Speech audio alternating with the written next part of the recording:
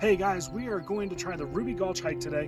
One thing that's important to know is that in the winter, this hike is not something that you want to try, but it works out well, hopefully in the summer.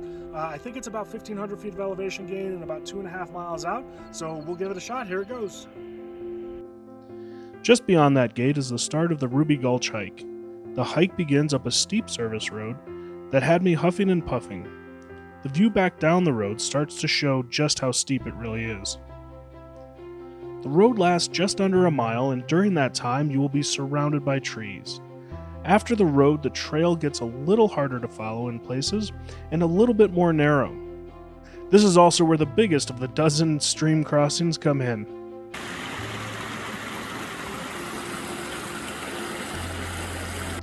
The streams are fast moving and about shin deep. I know how deep they are based on my results in trying to cross them. Hey guys, we're doing the Ruby Gulch Trail here. It's a great trail through the woods, and it's got all these streams to cross.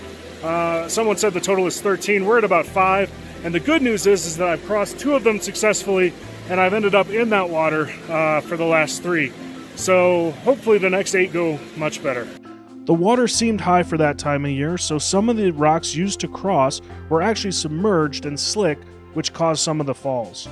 At just under the 1.5 mile point is the first clearing and first chance to see these amazing views.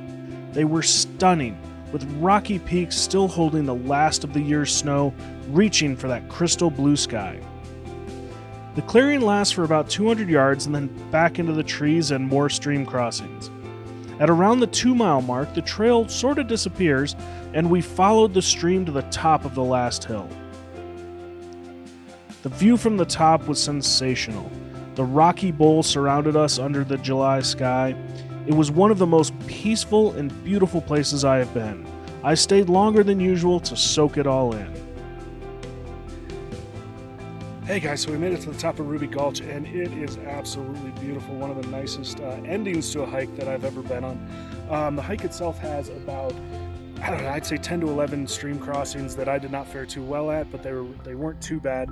And it's really steep. There's a lot of vertical feet. I think it's about 1,500 and about 2.5 miles, so that's a lot, but you end up in this amazing place. You can see that view behind me, so it's definitely worth the hike. I hope you enjoyed this hike. I know I sure did, and I hope you enjoyed this video. If you did, please hit the subscribe button below. And until then, I hope to see you on the trail soon, and happy hiking.